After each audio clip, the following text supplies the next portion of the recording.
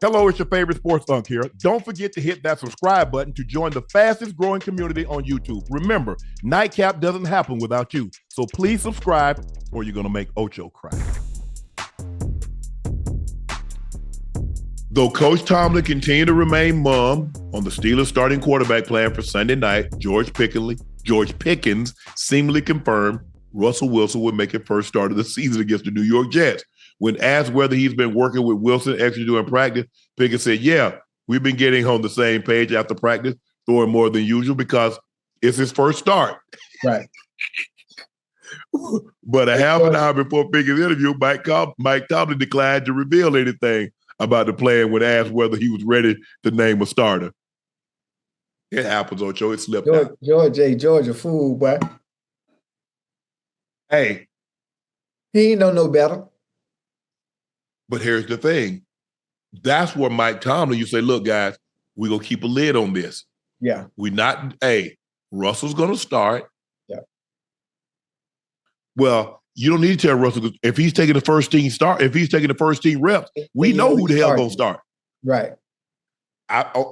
Ocho, honest mistake, I opened my big old mouth. Mm-hmm. Who we playing? We was playing somebody, John didn't play. And they asked, when did you know John was going to start? Oh, we knew all week. Hell, he didn't take no reps. Uh-oh. John went on the injury report. Exactly. So now the team get fined. $50,000. Yeah. I said, hey, y'all should have told me. I wasn't supposed to say nothing. Yeah. It's been so much controversy about who's starting and who going to do what. And listen, if I think people need to understand or remember that Mike Tomlin named Russell Wilson the starter before the season started. So the fact that Russ, inconveniently got hurt as far as his calf injury before the season started, despite the Steelers playing as well as they are, if you're healthy, the person you name the actual starter of the team should get his job back. And it's his job now to lose. I know some people will say, well, if you're going with Russell Wilson now after a 4-2 start, you really can't go back to Justin Fields. Actually, yes, you can. Yes, you can. If Russell Wilson is not playing up to par, if he's not playing as efficient as Justin Fields was, then a change will be made again. If you're putting your team in harm's way and things aren't going the way they should, and Mike Tomlin doesn't see fit that the direction of the team offensively, well, as a whole, ain't going the way it should be going, there's a change is going to be made again. Can I ask you a question? Yes, sir. Is Justin Fields playing better than you thought he would, worse than you thought he would, or about what you thought he would be playing? Way better. Way better. And you know why he's playing way better? Because they're not asking him to do much. He doesn't have a... How much you think they're going to ask Russ to do? No, I'm just saying. When he was in Chicago, he had to be Superman. He had to do everything. So on his plate, it's not as much being asked of him. But what we do ask of you, don't turn the ball over. Make the throws. Take what they give you defensively. Don't force anything. And he's done a great job of that. He's done a really good job of that. He's been playing phenomenal football. So I could probably understand where his frustration would be with him not starting. But of course, his answer to the media is they say everything PC. They say all the right things. That's not how you truly feel. You're 4-2. You feel you should be the motherfucking starter. I'm sure there are probably people on that team that feel the same way. They just can't say it. But Mike Tomlin promised Russell Wilson that starting job. That is why Russell Wilson is starting. Justin Fields started Pittsburgh's first 6 games of the year, helped the team finish get to a 4-2 record. Diana Rossini, the Athletic, reported that the choice has resulted in confusion. What the hell is Mike Tomlin doing? That's the question being asked around the league, including in the Steelers' own building. Even in the building of the New York Jets, Pittsburgh's Week 7 opponent, as Tomlin is set to make a curious quarterback change on Sunday night. Rossini noted that Fields has support of his teammate and is still expected to see some limited playing time against the Jets. Some around the league posed the question, if you're going to switch quarterback who hasn't taken a live regular season snap, why do it against the fierce Jets defense? Pittsburgh has the New York Giants next week. Wouldn't it make more sense for Wilson to debut then? Man, let's Ocho? nah, hell no. Get your feet wet. What better team to get your feet wet, get yourself acclimated than the goddamn Jets? Don't throw me out there. Don't throw me out there against the goddamn sorry ass. Oh shoot, no disrespect. Don't throw me out there against the Giants. Let me show you what I could do against a team that's supposed to be good, and we gonna get jiggy. Listen. For his sake, I hope he plays well. For his They sake, I go, hope he plays well, and it's a good test for him. The fact that they are playing the goddamn Jets defense, which is, I think, if I'm not mistaken, ranked number 1 in the league, or maybe number 2, one or the other. you do realize they gonna heat him up Oh yeah, because they feel they got the kind of guy that can lock up. You take Sauce Gardner and say you got George Pickens, you got Reed, you got the other guy. They're gonna bring pressure. They're gonna test that calf. yeah, most definitely, most Boy, definitely. Mike Tomlin, y'all better win this game. You better win this game now. You're making a very unpopular decision. Yeah, trust me. Yeah. Listen, it's one of the things as a coach. Sometimes people aren't going to agree with you when it comes to making difficult decisions. And this is one listen. It's all on Russ. It's all on Russ to make Mike Tomlin look good on the decision that he decided to make.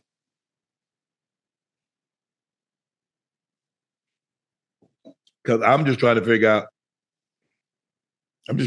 what Mike Tomlin thought he was going to get with Justin Fields. You said you believe Justin Fields has played better than you thought. Right. Clearly, Mike Tomlin thinks he's played worse. Yeah, listen, I think he's played very well. I think his expectations based on what Mike probably had for him in this season, he exceeded those. I think he exceeded those expectations coming And then in. you go to Russell Wilson, even though he's exceeded your expectations? Yes, because you've already promised Russell Wilson the job. We don't know what conversations they've had before the season started and let them know it's your job to lose. It's just the fact that he got hurt and he wasn't able to start the beginning of the season. So now he's giving him job back now that he's healthy because the conversation was already had that you are the starter. But again, if things aren't going well, I do see Mike making a change, and he won't hesitate. He won't hesitate.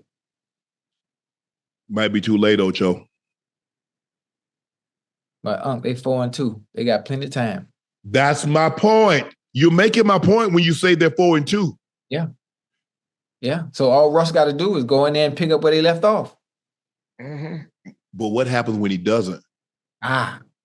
Let's think. Listen, I'm thinking optimistic. I want him to do well, except when they play the Bengals. I want him to do well. Ocho. Yes, sir. How many times players have gotten lied to? All the time. Well, they happen all the time. Now it's unique to Russ because Coach Tomlin promised him the job. Hey, it's part of the business, huh?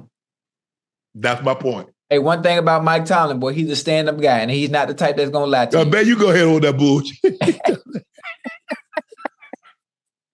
That man Mike Tomlin stand-up. He's a stand-up guy. Tua is aiming to return to practice on Wednesday, and if all goes well, we could see him start Week 8 against the Cardinals. That's what I told Mike McDaniel told players that Tua practice window will open Wednesday, and the quarterback intends to participate. Barring any setbacks, Tua would be in line to start October 27th.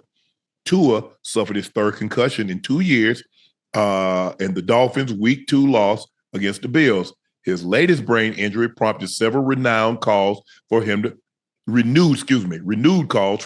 consider retiring to protect his health. But after consulting with independent neurologists, he has no intention of retiring.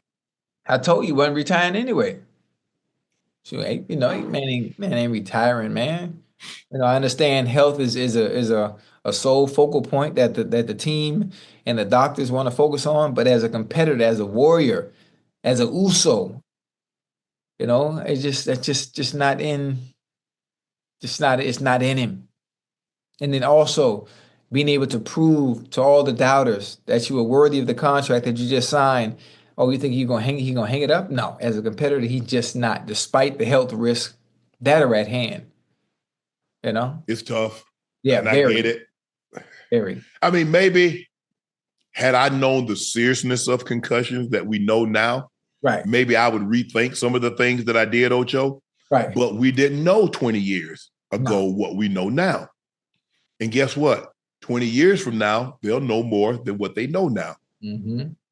But Ocho, let me tell you something. Without help, without your help, all the money in the world. Think about how much money people spend trying to be healthy, trying to be young, trying to look young. Yeah. Yeah. All the money. And when it comes down to it, what do you want? Yeah. Help. Think about that. Yeah. All the money. 30 billion, 50 billion, 100 billion. And everybody wants to be healthy at the end. So the question that you have to ask yourself, somebody having to bathe you in your 20s or early 30s, somebody having to do everything for you in your 20s or 30s. You don't even know your family in your 20s and 30s. I get it, Ocho. You and I both played. And I can only imagine, I had a brother had it taken from him. The doctor was straight up honest with my brother. Right. He told him, he said, son, if you was my son, I would advise you not to play. I would advise you not to play. He said, you got off lucky. He says, I'm not so sure the next time you'll be this lucky. He said, you're very lucky you're not a paraplegic. Very. No, he said a quadriplegic. Say, you extremely lucky, son. That's all my brother needed to hear. Right. I get it. But boy, hey, I'm going to take a lot of time before I make that decision, Ocho. That's because tough. Guess what? You know what happens, Ocho. When you get one, it's easy to get another one. Yeah. Like in boxing. And Ocho, he ain't getting concussions. Once. Ocho, he ain't getting concussions when I got dinged a little bit. Let's go to the tent. Right. He getting concussions. They taking his ass to the locker room immediately. He's out for the rest of the game. He's going stiff. Yeah. Fingers curled, hands stuck. Yeah. That's traumatic brain injury.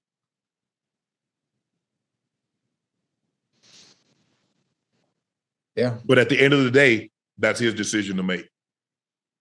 Yeah, I see. You gather as much information as you possibly can. You sit around with your family, friends, and loved ones, the people that you count on, that you trust, and you try to make the best informed decision. But the 3 concussions that he had, Ocho, those are not dinged. No, Ocho, they coming to get him. Well, you saw Ocho. You saw him in Cincinnati. Yeah, and in Buffalo. You saw him in Buffalo. Yeah. He got dinged. Ocho, he got dinged the week before Cincinnati. And they talk about it was his wrist, it was his ankle. And then you put him right back out there on a Sunday. Yeah. I mean, excuse me, that was a Sunday. You put him right back on the field on a Thursday.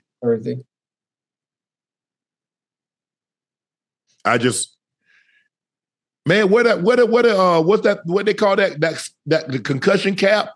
The guardian cap? Guardian cap. Put the guardian cap on. I know it's ugly, but hey. If it can help, wear it. That's if it can help. I mean, that's the thing, though, Ocho. I mean, just like I said, man, he get in that position. You see the hand, fingers crooked. You see the arm stiff. That's. Yeah, I forgot what it's actually called, but. Well, you get in that position. It's called posturing, I think. I think that's the term that they use, the medical term.